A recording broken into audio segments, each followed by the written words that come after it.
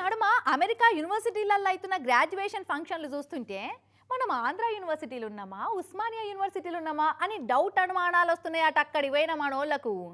America యూనివర్సిటీలలో తెల్ల పిల్లగాళ్ళ కంటే మన తెలుగు పిల్లగాళ్ళ హవానే మస్తుందంట. నమ్ముతలేరా? అయితే చెలో న్యూయార్క్. అమెరికాలో కూడా మన డామినేషనే ఉన్నది పోర్రి. చూడుర్రి, తెల్లోళ్ళు 10 మంది ఉంటే 100 మంది తెలుగు వాళ్ళే కనబడుతున్నారు. సూటు బూట్లు స్కర్టులు వేసుకున్న వాళ్ళకంటే ఎక్కువ పట్టు చీరలు పంజాబీ డ్రెస్ వేసుకున్న వాళ్ళే ఎక్కువ కానొస్తున్నారు.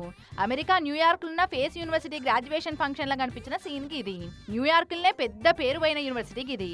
అసలు యూనివర్సిటీలో మొత్తం తెలుగు వాళ్ళే ఉన్నారు తప్ప తెల్లోళ్ళు కనబడితే ఒట్టు.